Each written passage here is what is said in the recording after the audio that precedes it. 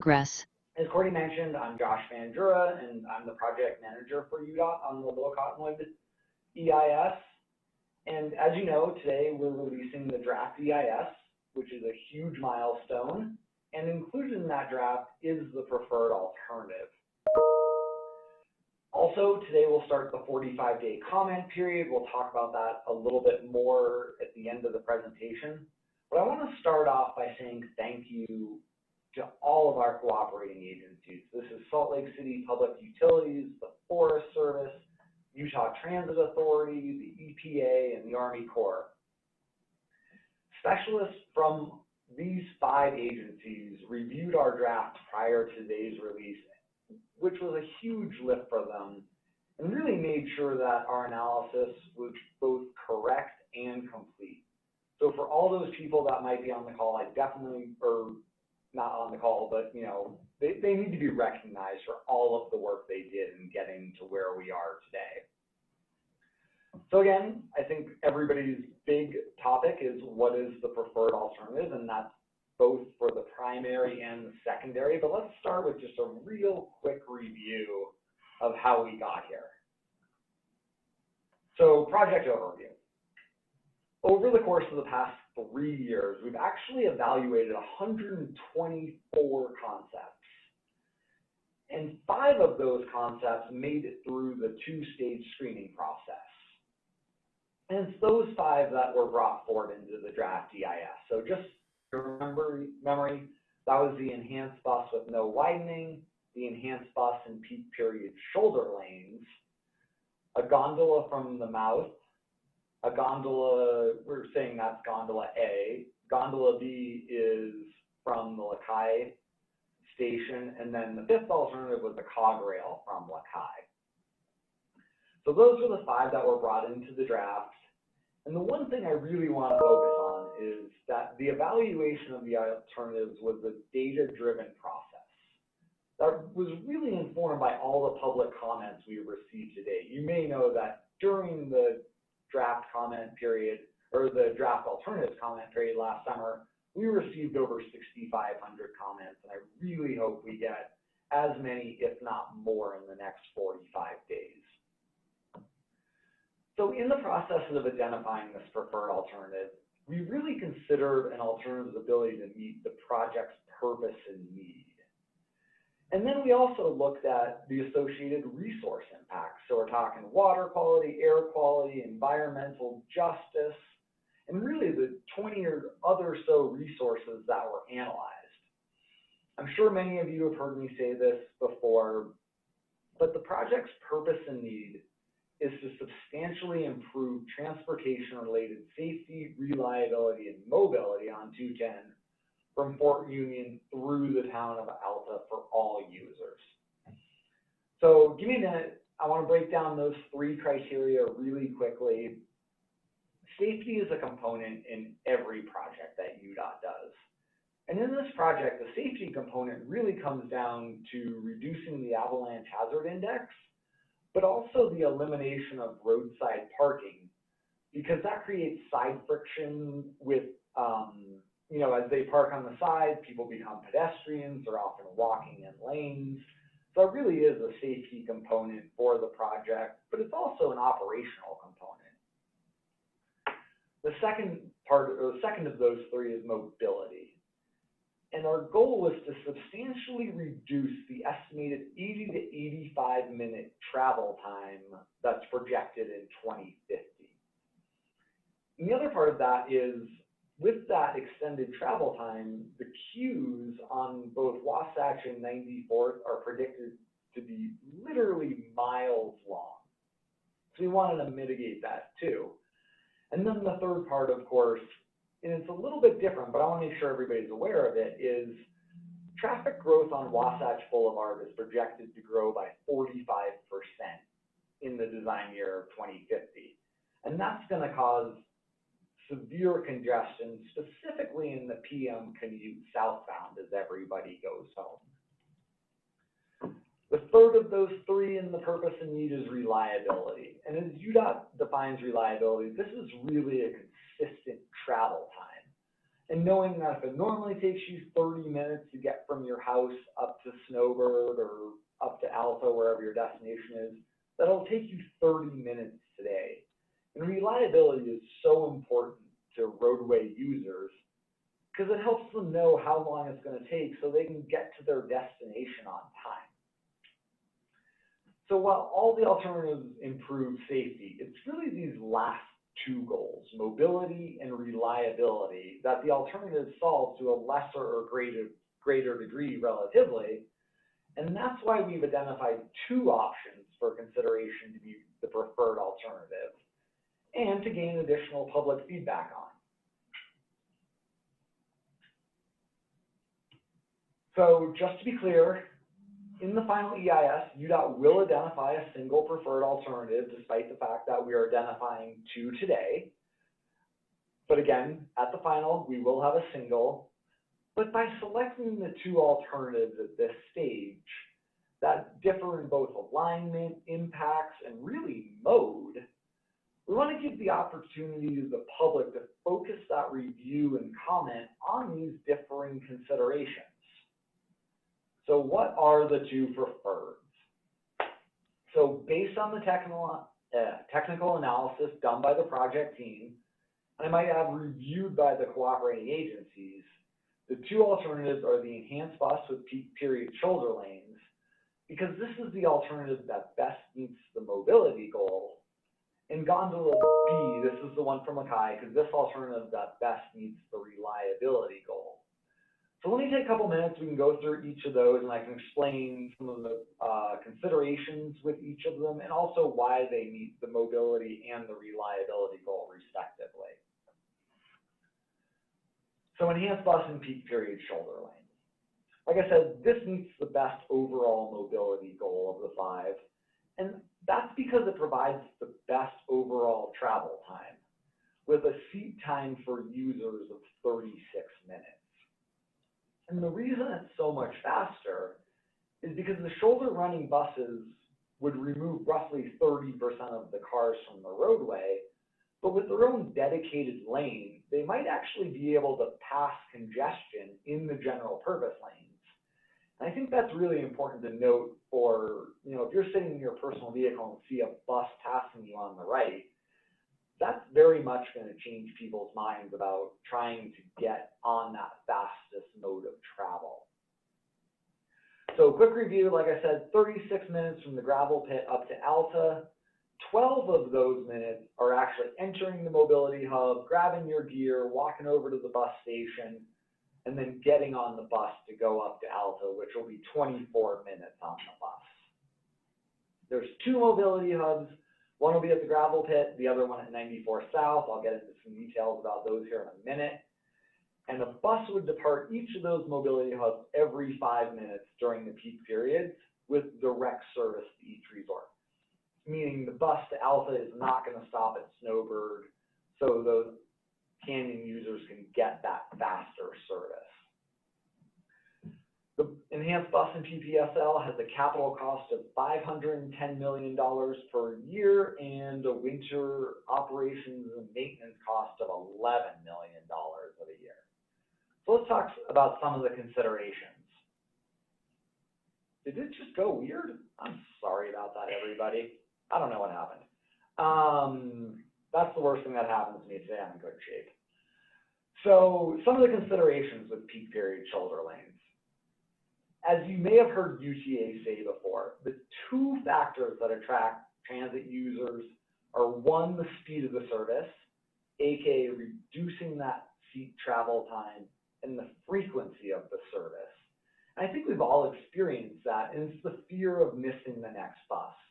So by having buses every 5 minutes, that fear of missing the next one is greatly reduced versus, say, 15-minute service or 30-minute service. And again, that fastest seat time is really why it meets the mobility goal. So cost is a consideration always. Of course, this is taxpayer dollars. And it's a consideration as it relates to how well an alternative accomplishes the purpose and need, And the peak period shoulder lane does have the second lowest initial cost of all the alternatives. Another benefit of this alternative is when buses aren't running, that they would actually provide additional safety for cyclists and pedestrians by allowing them to walk farther away from the general purpose lanes. And as we know, this canyon is used by cyclists often. The widened shoulders are certainly less visually impactful than the gondola towers, but I think it's important to note that an increase in the hard surface area is important for water quality impacts, but also the road is now just wider, which affects wildlife habitat. And a note on that 36 minutes of seat time or 37-minute average time. It's important to note that that was calculated based on dry pavement conditions. And as we all know, our license plates say greatest snow on earth, and elves snowbirds certainly get a ton of that snow. But it's nearly impossible to calculate travel times on anything but dry pavement conditions. So it's important to note that when it is snowing, that these travel times will go up, as they always do. But with the peak period shoulder lanes, that the buses are prone to delays associated with slide-offs or crashes. And while there's still more area to maneuver around these incidents than there are today, delays are still possible in these periods of inclement weather. So let's hit Gondola B. So as I mentioned, you got selected Gondola B, which is the base station at Lakai, as it meets the project's purpose of improving reliability the best. And that's because it operates independently of vehicular traffic on SR 210. It's an aerial alignment. So transit time with this will vary depending if you're parked at the parking structure at the base or one of the mobility hubs. And so it would take either 50 to 59 minutes up to Alpha. This time includes those saved 12 minutes to enter the mobility hub, find a spot, grab your gear, walk over to the platform, and then 37 minutes up to Alta. And so this does represent an increase of an additional 19 minutes of seat time for potential transit users during those dry pavement travel times. Under this alternative, there's the same two mobility hubs. They will be a bit smaller because of that parking at the parking structure. Again, I'll get into that here in a minute. Each gondola cabin would hold 35 passengers, and a cabin would arrive every 2 minutes. Capital cost-wise, this alternative has a capital cost of $592 million and a winter operation and maintenance cost of $7.6 million per year. So the gondola does have a higher initial investment cost of $82 million per year, but with that operation and maintenance cost being $3.4 million lower than the peak period shoulder lane, over the course of the 30-year life, the costs are roughly the same. So let's look at some of the considerations. Again, that aerial alignment is really the strength of the gondola and why it meets the reliability component the best. Also, the 1,500 stalls at the base lowers seat time for potential riders, and it also requires fewer mode shifts. And a mode shift is when you have to transition from your car to a bus, or your car to a gondola, or a bus to a gondola, or a bus to a cog rail. And those mode shifts are often seen as deterrents for potential transit riders. Like I mentioned, the gondola does have a higher capital cost. It's the second highest. And in full disclosure, it does have the highest visual impacts. I mean, there's towers that are in the 60-meter range, but it does have lower impacts to the watershed, to wildlife, to climbing boulders than the other alternatives, and that's because the only ground-disturbing activities would be the actual tower locations themselves, rather than widening the roadway continuously for the shoulders for the whole length of the canyon. So, alternative commonalities. We did evaluate 6 different commonalities that would help the primary alternative achieve the project goals. So let's go through those 6 here quickly. The first one is the mobility hubs.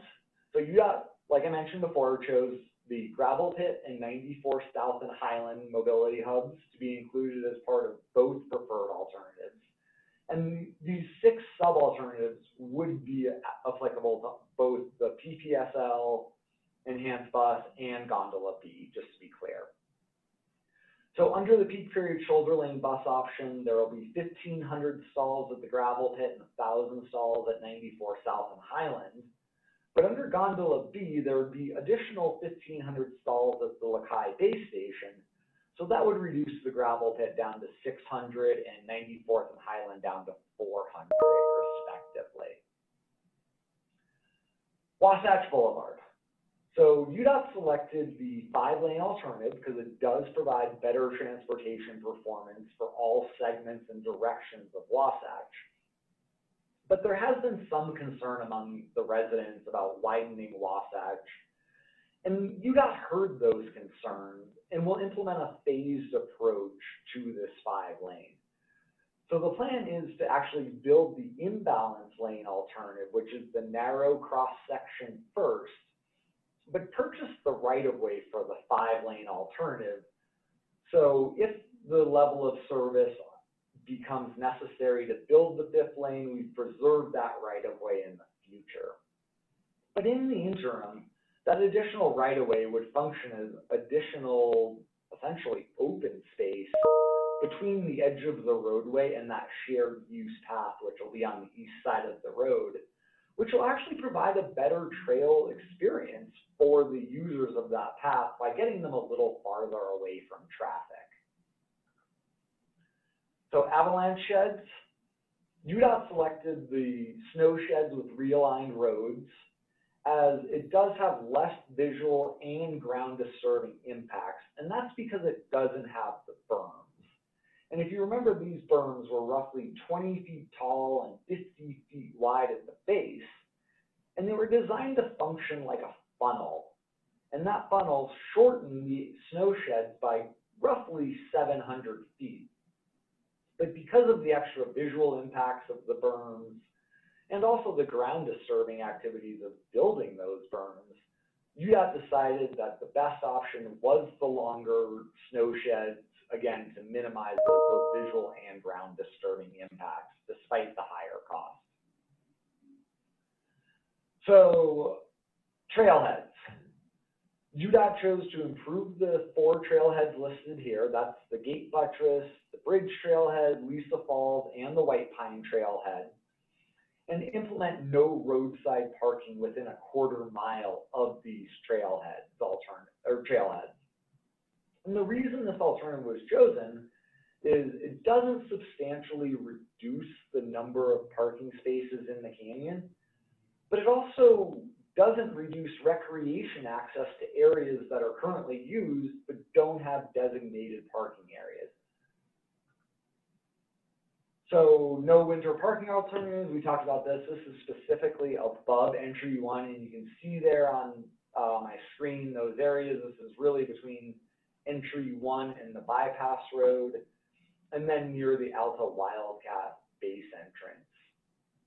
So we have chosen to implement no parking in these areas, and that's for those reasons mentioned kind of when I kicked off, that people, as we've all seen, do not abide by parking within the 1-foot shoulder, and then they become pedestrians, they walk in the lane, and then going down at the end of the day, they end up making a multi-point turn, which also adds to the red snake.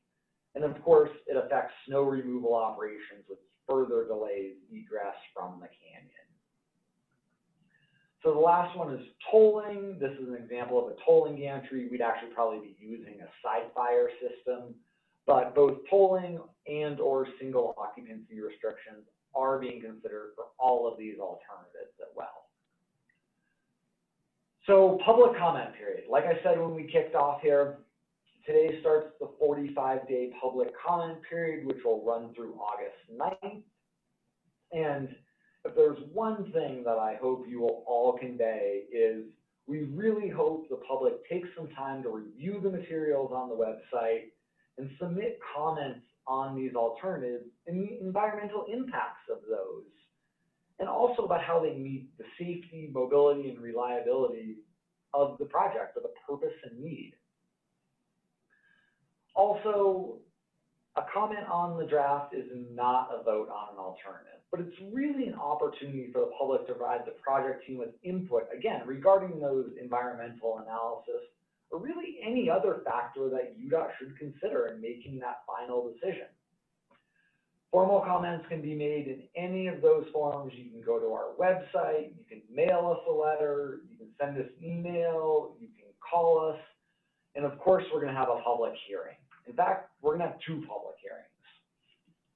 So the first one will be in person and will include an open house. So this will be on July 13th at Butler Middle School. And we'll have the open house from 4:30 to 8:30. But starting at 6 p.m., about halfway through, I will give a presentation to the public, and then the hearing will start following that presentation and run until 8:30.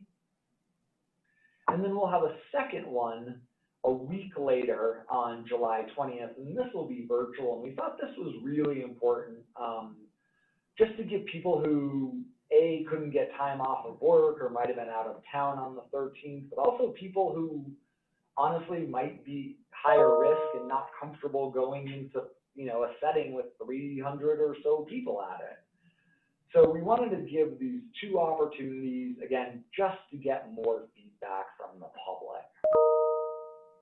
So process and schedule-wise, after the 45-day public comment period, we're obviously going to read all of those comments and respond to them.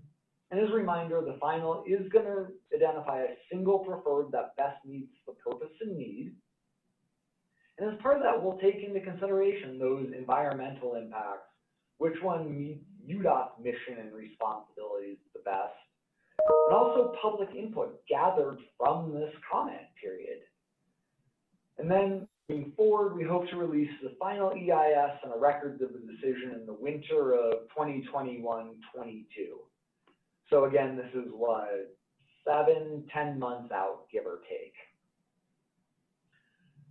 So that's the presentation. As a reminder, the draft is on our website. We have copies at a bunch of locations, including, and I'm probably not going to remember them all on the spot, but Cottonwood Heights City Hall, UDOT Central Complex, Whitmore Library, and then there's 2 other libraries around town, one on Foothill and one in West Jordan.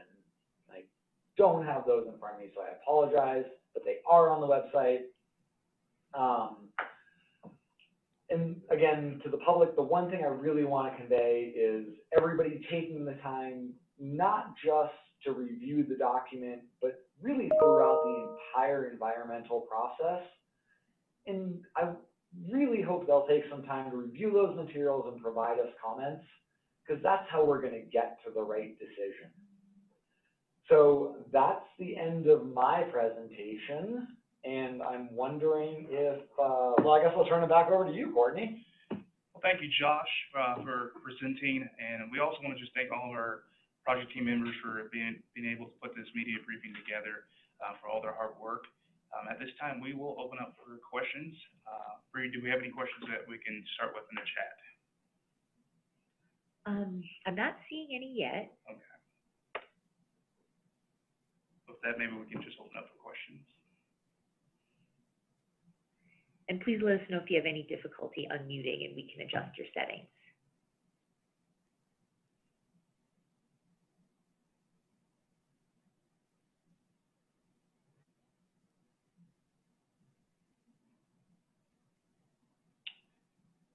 You're more than welcome to fire away. Oh, look, we've got one in the chat. This is from Lexi Johnson. Josh, how often will a gondola arrive? So a gondola will arrive every 2 minutes, and each cabin will hold 35 people. So that equates to roughly that 1,000 person per hour carrying capacity that's consistent through all 5 alternatives. Good question.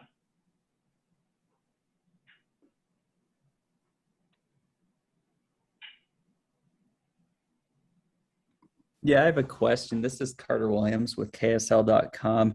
I just wanted to clarify, would people still be allowed to drive up the canyon through this? What would that process be like with the mix between potentially more buses and also the gondola?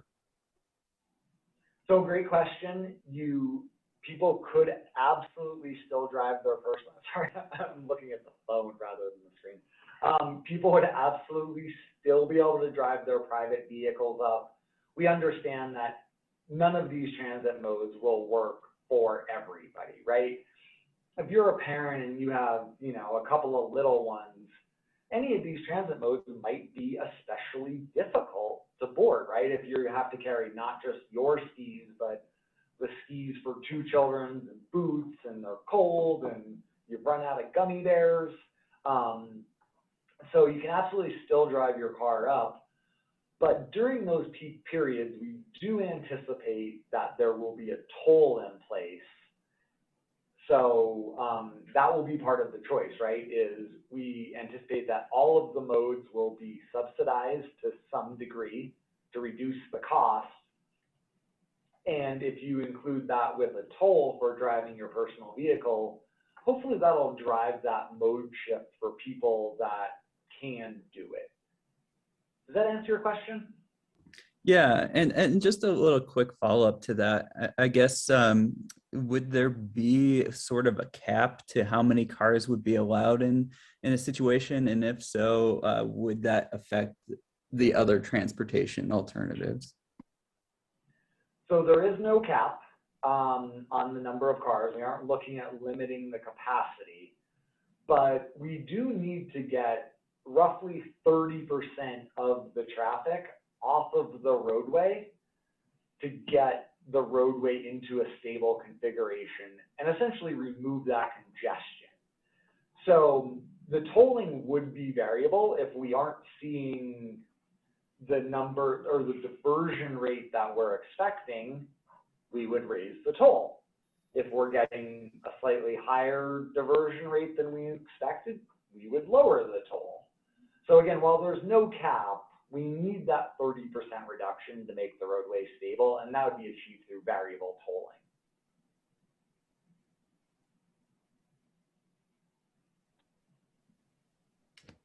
Hey, Courtney. This is Brian Maffley from the Salt Lake Tribune. Can I pose a question? Sure. Yeah, okay. Hey, Josh, could you touch on the cog rail alternative, why it didn't make the final cut? Sure. So with a travel time very similar to the gondola, right? But it didn't have that same reliability that it brought forward. In the short answer, the bus beat the cog rail in travel time, and the gondola beat the cog rail in reliability. It just didn't meet the purpose and need as well as the other two did. It was kind of right there in the middle of the road for both of those purpose and need criteria. Okay. And one last thing, some of the criticism UDOT's been getting about the travel plan, the transportation plan is, it ought to be kind of more of a regional focus that includes both canyons. And is there what consideration has UDOT given to that concern, about the need to tie Big Cottonwood into this vision you're working with? Sure. So as is generally done, SR 210, right, from the 7-Eleven or mouth of Big up to Alta is very much a discrete location. And that's how we normally do EISs, right? Yeah. If we're looking at an interchange somewhere along I-15, right, we don't look at all of Salt Lake Valley, we look at that local area. And the short answer is including Big Cottonwood is really more than an EIS can handle. Okay. So again, keeping it to this discrete location, I agree they are interrelated to some degree, But as is kind of standard operating procedure for EISs, this is the right size chunk to bite off. Well, yeah, but I mean, has there been any thought to looking forward and with the gondola and just running it up over Grizzly into Big Cottonwood Canyon, and you're serving both canyons? We have not looked at that at all, All right. right? Because that would be a whole separate project and a whole separate environmental document. So Yeah, of course. now that, I get yeah. that, but it seems like a natural progression to this, major $500 million project. I get it that you can't do this EIS to cover both canyons, but we're just wondering if there's any thought to a more expanded system down the road at some point. I mean, it's anyway, Josh, that's just a comment, not a question. Thanks for your response. Absolutely. Thanks for the question. You bet.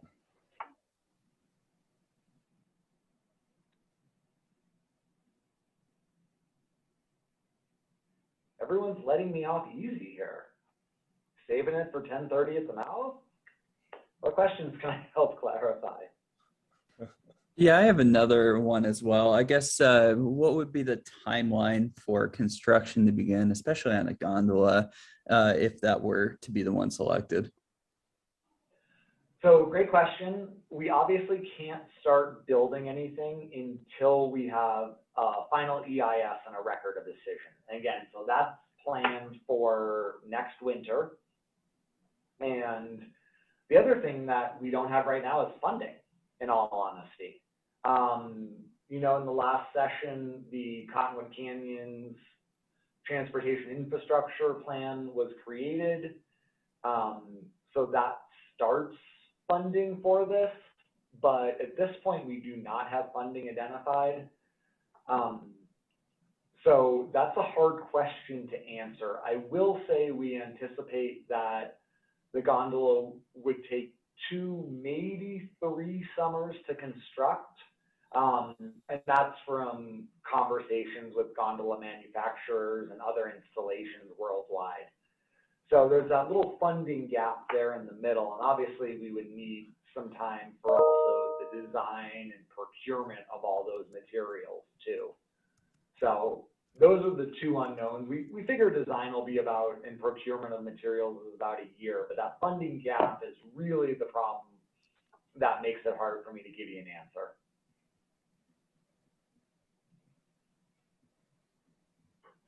Hey, Josh, it's Brian Maffley again.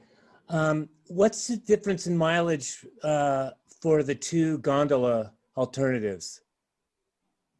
Oh gosh, I don't know an exact number. Okay, but Lakai is 9 miles?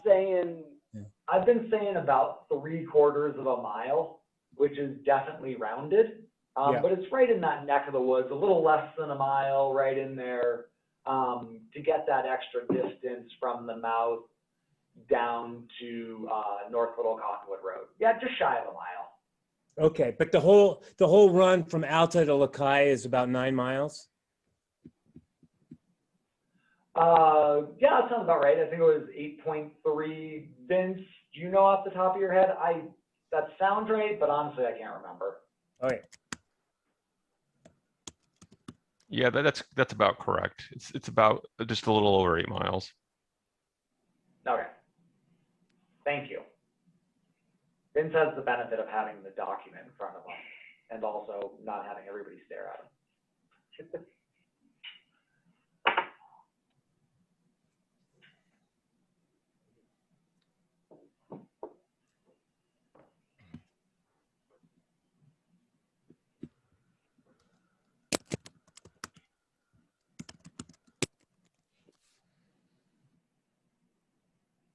Are there any more questions? We're still available to do that.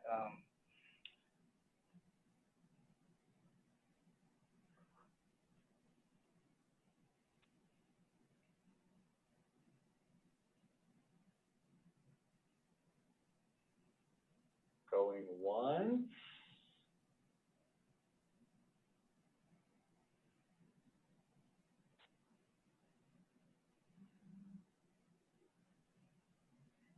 Okay, well, it looks like all the questions are done, and so, we'll conclude this media briefing here.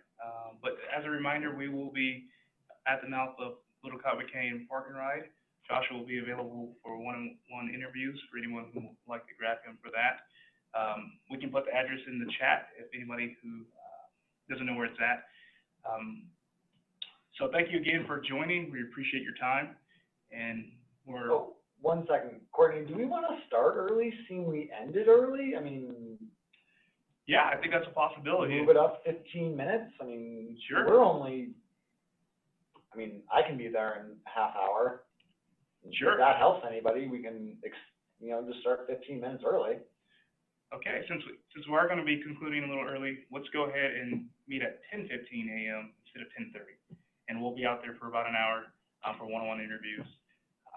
So can't wait to see you guys, and we'll conduct those interviews. So thank you for your time and for joining, and that will conclude today's media briefing. Thank you.